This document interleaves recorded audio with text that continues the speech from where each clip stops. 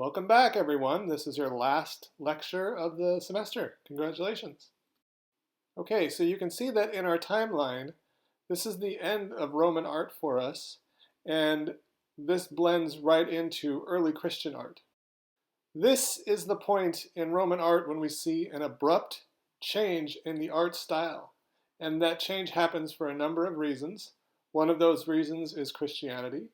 Another is the end of the Roman Empire as we have come to know it. Okay, so we're going to begin with Marcus Aurelius, this equestrian statue, and I did embed in this a 3.5-minute video from Smart History that is right after this slide. So before we get there, I want to give you some context. It should come as no surprise that imperial portraits were objects of propaganda, and they would proclaim the accomplishments and the pretensions of emperors. This, again, is Marcus Aurelius. He actually succeeded Hadrian, who we discussed last time. And he's represented without armor or weapons in his equestrian statue. Why no weapons or armor? It's meant to show that he can conquer effortlessly by divine will. He's so strong that he doesn't even need weapons or armor. If there are any students of philosophy out there, you might know that Marcus Aurelius was the writer of the Meditations, which espoused Stoicism.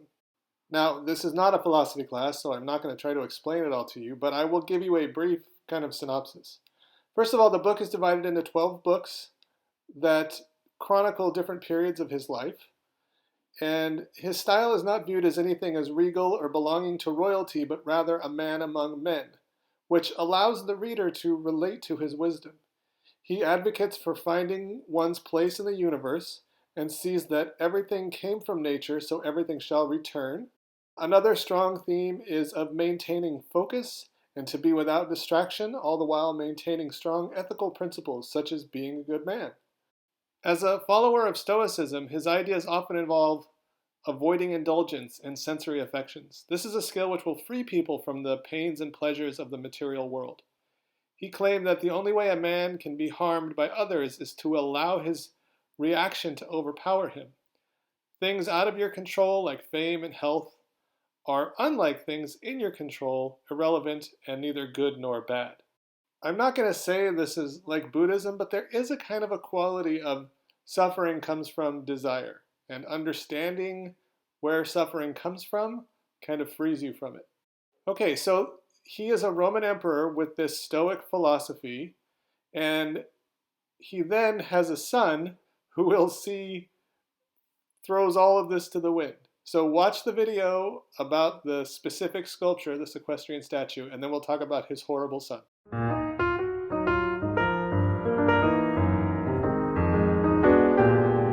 We're in the Capitoline Museums in Rome, looking at the equestrian sculpture of the Emperor Marcus Aurelius. We're not exactly sure of the date, but it's sometime around 176 or 180 CE. It's in a new space because it was suffering some conservation problems and so had to be removed from the Campidoglio, where Michelangelo had put it. And actually that's an important point because we don't know where it originally was in Rome. No. What's really important is that this is the only equestrian sculpture of this size to survive from antiquity. And we know that there had been dozens of them in Rome. They were created to celebrate the triumphal return of an emperor. There's so much authority as a result of him on horseback, clearly ruling. His left arm is lightly holding the reins of, or would have been lightly holding the reins of the horse. The right hand protrudes out. Addressing the troops, addressing the citizens of Rome. There's a sense of confidence in his posture, and of course in the scale. It is enormous. This survived because it was thought to have represented Constantine, the emperor who made Christianity legal in the Roman Empire, and so this wasn't melted down for its bronze the way that almost all other equestrian sculptures were. This could have ended up as a cannon. Right, so we're lucky it survived, and it had enormous influence in the Renaissance for artists, beginning with Donatello and Leonardo da Vinci, and of course also the ability to cast something this size in bronze had also been lost. And it just shows how accomplished the ancient Romans were, both in their handling of the material, but also in the representation, a real understanding of the body, of its musculature. And of the anatomy of the horse, striding forward. It's so animated and lifelike. The folds of the neck as his head pushes downward. And the folds of the drapery that Marcus Aurelius is wearing, how it comes down and drapes over his leg and the back of the horse. There's also something really wonderfully momentary and also at the same time, I think, very timeless here. The horse is striding, his arm is raised, but there's a wonderful sense of balance. The horse is in motion. He's pulling to the right. He had in his left hand the reins. So there's a tension in that he sort of seems to be pulling back, and the horse pulls its head back a little bit. At the same time, the right side of his body seems to be moving forward. And leaning to the right. There's a kind of animation throughout. There's also this unity between this incredibly powerful animal and Marcus Aurelius. Right. He's in full control of the horse. Yes. And I think that that's the point. That's and really even kind of moving forward while pulling the horse with back his body. slightly, Yes. holding it back. And you're right, his left hand is holding the reins, but it's a light touch even though he's in command of this incredibly powerful animal. Is it me, or does he seem a little too big for the horse? Do you know if this was cast in one piece? It would have been cast in individual pieces, and then it would have been assembled, and then the bronze would have been worked so as to erase the seams. And so this commemorating of a great man and his great deeds was an important idea in the Renaissance with the flowering of humanism, this recognition of the achievement of an individual, the representation of that individual in a portrait. These were things that had been lost in the Middle Ages. This interest in representation, both of his authority, of his position in society, but also the ability to render the body, and then the interest in rendering, all of those things come together in the Renaissance again, having originally come together, of course, in the classical world.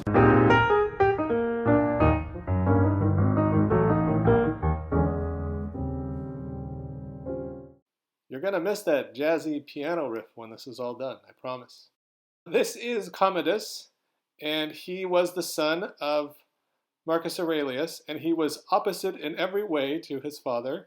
He devoted himself to luxury and frivolous pursuits, claiming at various times to be the reincarnation of Hercules, which is why in this marble bust he poses as Hercules.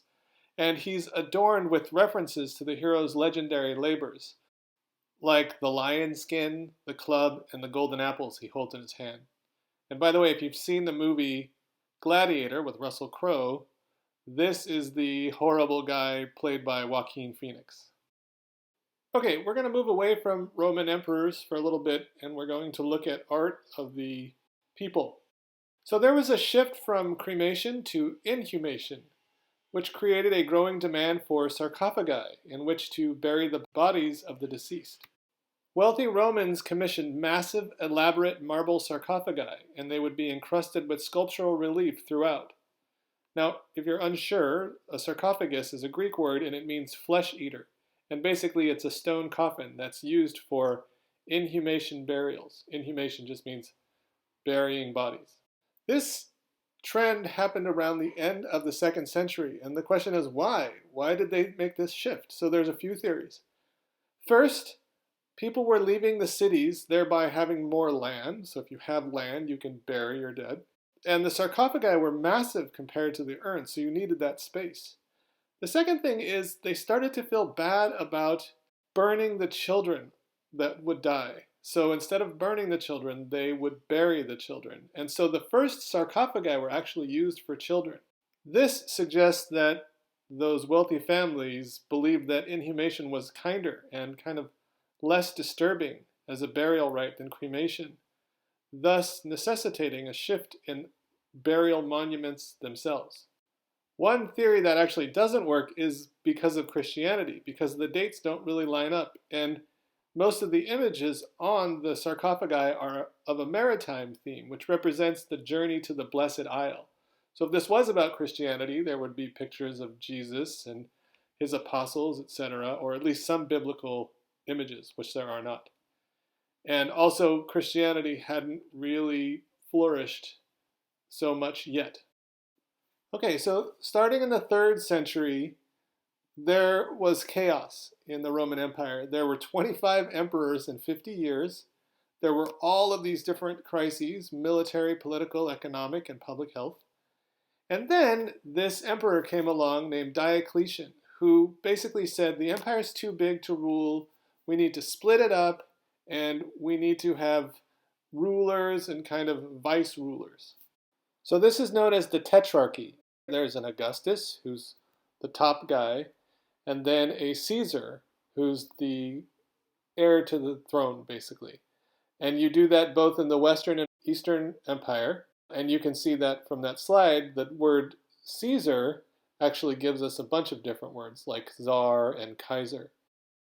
Okay, so this idea of shared rule basically collapses almost immediately. Civil wars begin, of course. And then Constantine, who's the son of one of these Caesars, unifies the empire during his lifetime, but it splits again, unifies again over the course of a couple hundred years.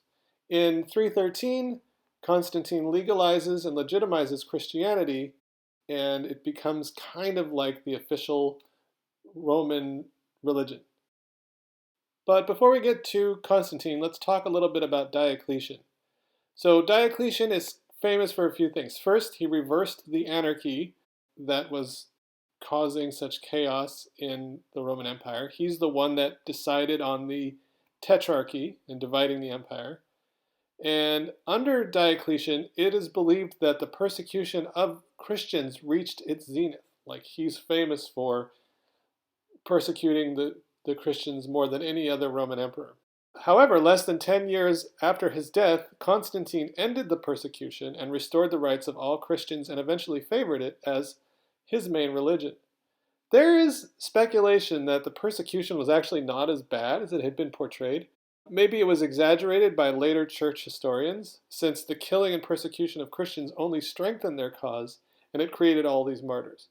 Let's get back to these busts, though. So, if you look at these busts from kind of left to right, you will see a specificity in the left one, and then it gets kind of vague and less specific as you get to the right. And you especially see that in this statue known as the Tetrarchs. This happens on purpose, and here's the reason. So there's this radical new hard style known as geometricized abstraction, and it's really noticeable. I'm going to show you an up close of this, and you can see it in these. But basically, it's a total rejection of the classical style that came before. There's no billowing drapery. There's no individualized faces. There's no contrapposto. So while this geometric style is not particularly realistic, it does send a message to the people that see this style. And that is steadiness and agreement between the four rulers. It's like reassuring the Roman citizens while simultaneously sending a message of power and authority. Imagine if there's variance in the appearance of the tetrarchs. This could have contributed to the viewers favoring one ruler over the other. Instead, the tetrarchy chose to show themselves as visually synonymous, and their equality shows the unity and strength of the empire through the representation of all four together. Using near identical geometric forms to represent their likenesses was the easiest way to show their equality and common will. Basically, by making them more generic and vague, you're emphasizing the idea of safety in a ruler as opposed to safety coming from a specific man. Here's that close-up that I promised you, and you can see them, huddled together almost. This is a weirdly placed sculpture anyway, because it's kind of been moved from one place to another, and it's on the corner of a cathedral in Venice, which is not where it was originally. But nonetheless, we're going to take it like this. I want you to compare these emperors. The one on the right is Caracalla, who looks like a linebacker from like the Raiders or something. And then you have the four tetrarchs. And I want you to compare their attitudes about ruling that you can see from the way that they are portrayed in their sculptures. So give me formal analysis and then compare their ruling styles that you can glean from these statues. This is known as the Audience Hall of Constantius Chlorus. It's also called the Aula Palentina. This basilica at Trier is large and has a simple plan, and it exemplifies the architecture of the tetrarchs. No nonsense. Imposing buildings impress the subject. and it was built around 310 as part of a palace complex. And the architecture for the Aula Palentina was to house the government. And it was equipped with floor and wall heating. And eventually the Christians took over these buildings and they became the basis for Christian architecture, especially Romanesque and Gothic architecture. This is the Arch of Constantine, and it was commemorated after he won the Battle of Milvian Bridge over Maxentius, who was another tetrarch, basically ending the tetrarchy. Now, there is a legend about this battle in which Constantine has a dream that the Christian god will help him. So he asks his soldiers to paint a Latin cross to signify Jesus on their shields, and then he wins the battle. Now, there is no proof that this actually happened, but it is interesting that a year later is when Constantine issues the Edict of Milan, making Christianity as an official religion of the Roman Empire now. Okay, besides all that, there's something really fascinating about this arch. It's a transitional piece in which parts of the older art style are visible and this abstract and symbolic imagery is prevalent as well.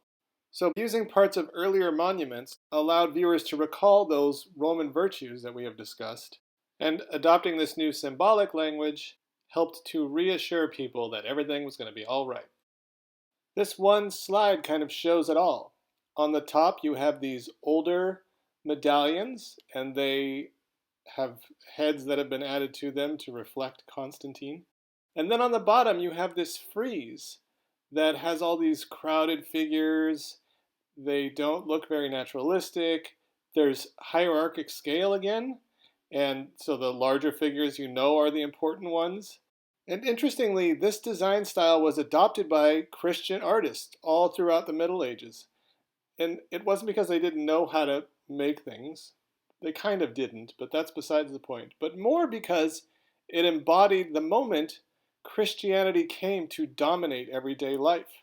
Christian artists didn't attempt to portray figures in a classical Greek manner because that was a time of polytheistic paganism. This is the Basilica Nova, also known as the Basilica of Maxentius and Constantine. It was actually built by Maxentius during his short reign, but then of course he was defeated by Constantine. It was an administrative center and provided the setting for when the emperor appeared as supreme judge. The basilica was the last imperial building built in Rome itself, so we're getting to the end. The central hall was covered by huge groin vaults and buttressed by barrel vaults, and it allowed for larger windows. So this is something we see later on with Romanesque and Gothic cathedrals again. And also, you might have noticed those coffers in the archways, and we've seen that before in the Pantheon. Inside the Basilica Nova, Constantine created a colossal statue of himself, and it is meant to project imperial power and dignity with no hint of human frailty or imperfection. There are bits and pieces of this giant sculpture left. You would see them if you went to the Vatican. There's like a giant hand pointing up and a foot. It's fascinating. All right, so some important dates just to round everything out. In 395, Theodosius I dies, and this marks the last time the empire is unified. In 406, Germanic tribes cross the Rhine into Roman territory. In 410, Vandals sack Rome. In 565, Justinian I dies. He was the last to attempt to reunify the empires. And finally, previously Roman territories are taken over after 632 with the founding of Islam. All right, it's been a pleasure. I hope you all enjoyed it.